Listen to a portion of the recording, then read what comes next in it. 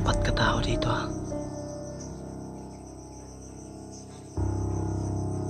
Ito siguro ang pinamumugaran nila.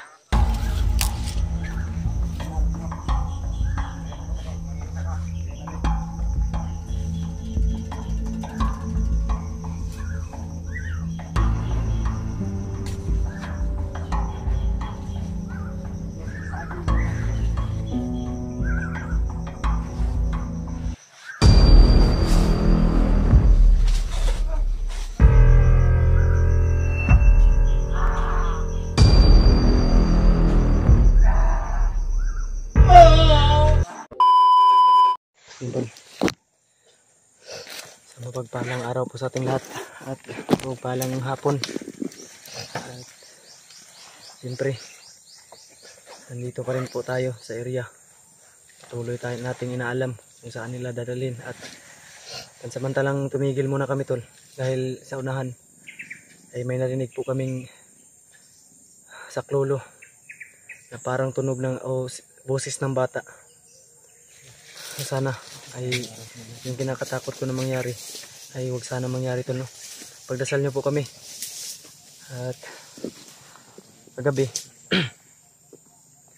nakausap ko si Pawix ng panandalian tol. Saglit lang kami nag-usap, saglitan lang po dahil nagka-signal tayo.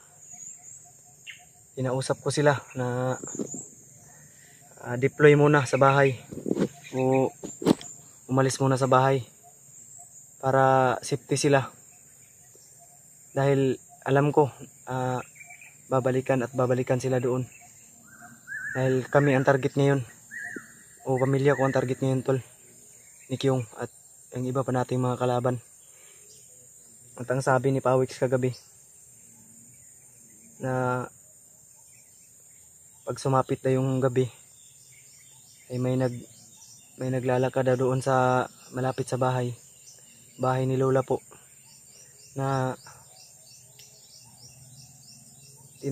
tumatahol daw yung mga aso. May mga tao daw nakikita yung mga kapitbahay namin doon na naka blindfold yung muka.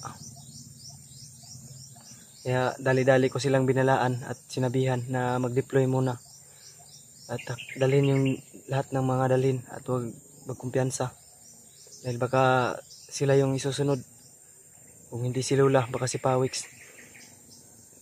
Hanggang sa ngayon daw hindi nakauwi si Dudong o si Rugil. Yun po yung sabi sa akin ni Pawix. Diyos ko po, talagang nasimula na itong misyon na ito tol.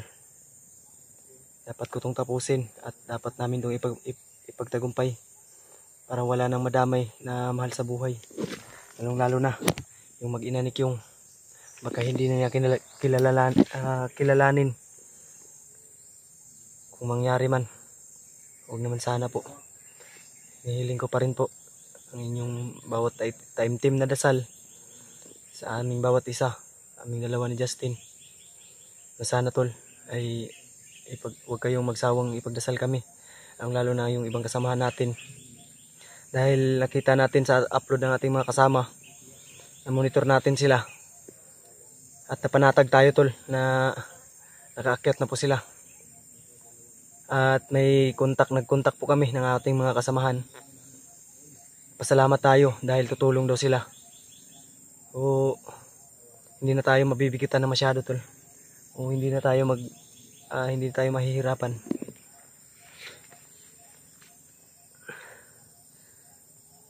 So yun lang po yung hinihiling ko tol, no? Na sana pakiiwan po ng isang like, isang share, subscribe para lagi po kayong manguna pag mayroon tayong bagong upload. O nagpapasalamat ako tol sa inyong walang sawang suporta at pakikiramay sa akin, lalo na ngayon na nasa critical kaming kalagayan o nasa problema kami ngayon. Nandyan po kayo na para mag-advise sa amin at magbigay payo kung anong dapat gawin. Nababasa ko po lahat yung mga kino-comment niya tol. May iba na hindi magandang komento, pero ayos lang tol.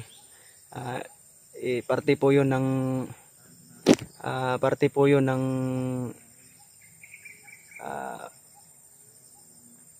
dito sa social media, meron talagang mga tao na bumabato lang ng komento na hindi po tawag dito, hindi bukal sa loob yung komento. So mapapasalamat pa rin po ako sa inyo, dahil sa inyo ay mas lalo ko pang gagalingan at sisikapan na may handog sa inyo na video. So maraming salamat po sa lahat, tol, no? Huwag nyo rin kalimutan na portahan din yung channel ni Justin aka Mascaraboy.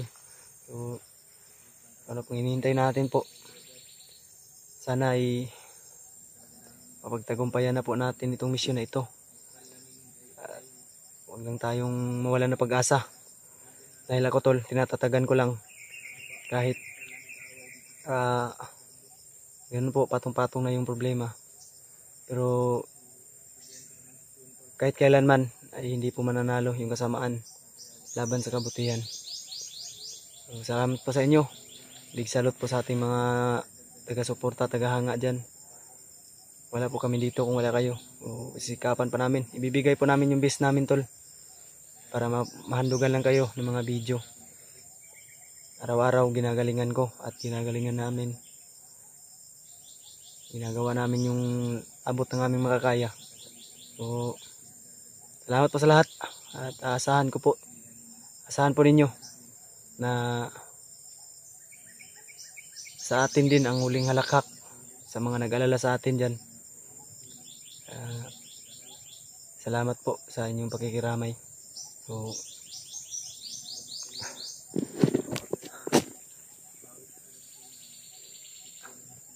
medyo may tahimik yung paligid, tol. Napakiramdaman lang namin, saglitan lang po yung relax namin, dahil kanina may narinig po kaming sigaw ng saklulo, ng hayog tabang ba kanina.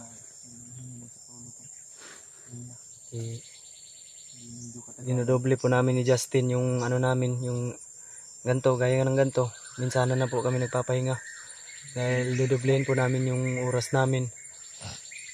O wala na po kami sasayanging oras para maabutan natin yung bata.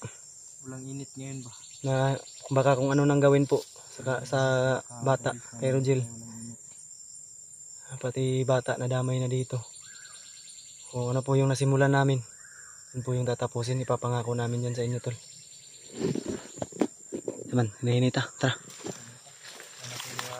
Langgam nga. Yan yung ano ni Bayawak, ha. Yung mga gabay. Yung tawag dito dyan sa amin ng mga Kwahaw. ano, lumalabas yan yung tuwing tag-init. Hindi, tag-init yan lumalabas. Kasi inuuhaw. Dahil Nawag yan ng ulan.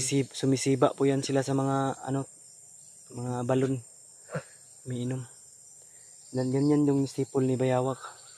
Huwag kang magkumpiyansa dahil mga ano yan ni Bayawak. Yan o, monitor yan.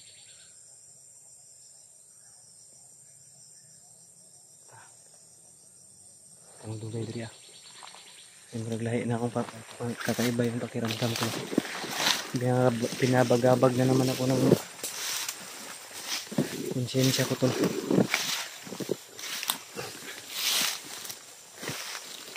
Magabi wala akong maayos na tulog dahil ang iniisip ko, tol, yung bata.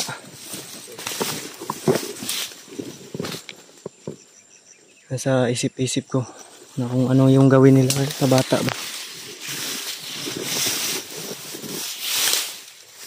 Mahirap na. Baka mahuli na tayo ba.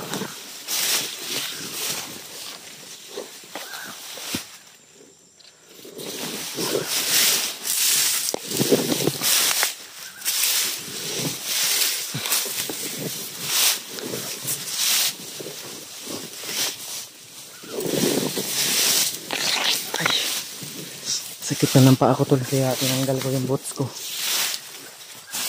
Pag ganito ay masakit ng paa ko.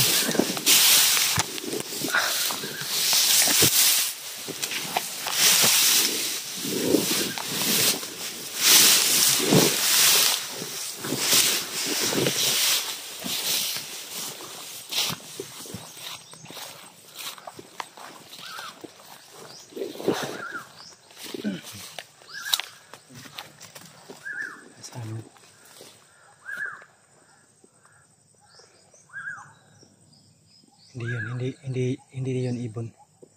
Yan yung tinitiyak ko. Hindi yan ibon.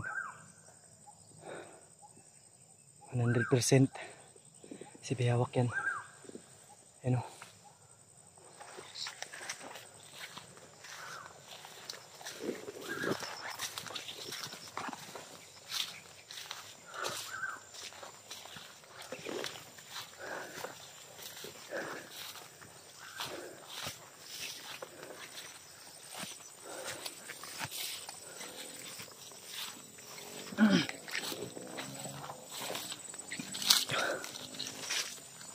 Tubig, may tubig ka pa.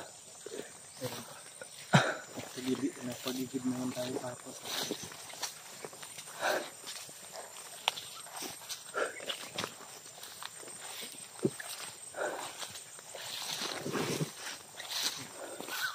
Ayan o. Yung mga ibon. Parang nagpapahiwatig.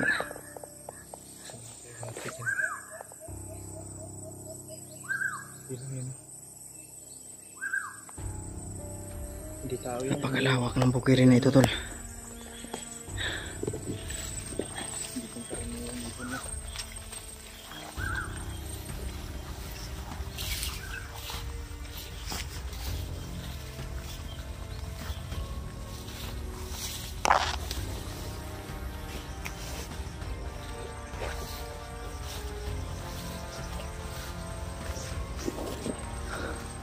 Huwag kumpiyansa dito ha.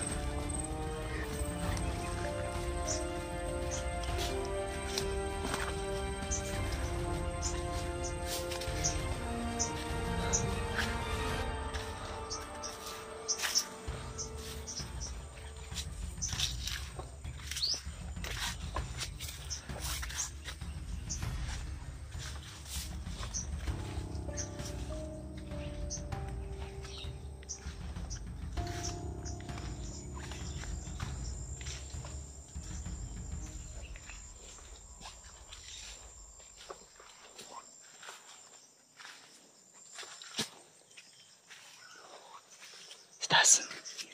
Taas. Huwag mong kumpiyansa sa taas.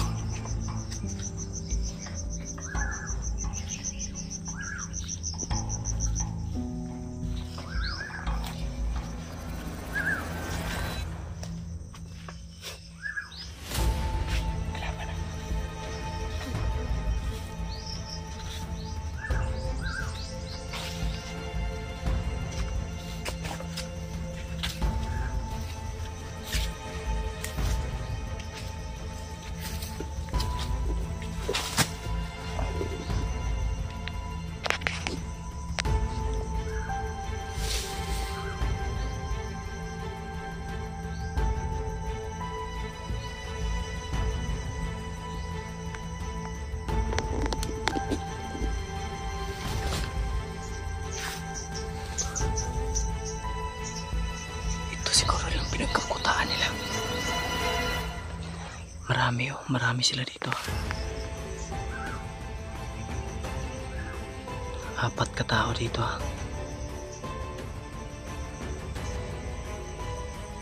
Ito siguro ang pinamumugaran nila.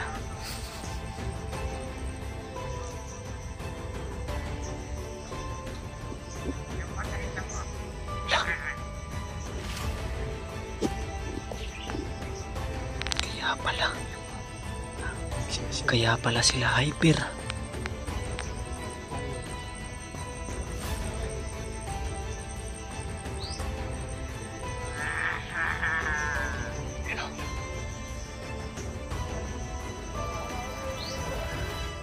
Abono pala yan.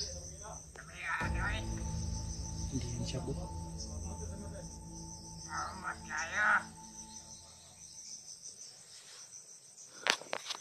Huwag kang kumpiyansa.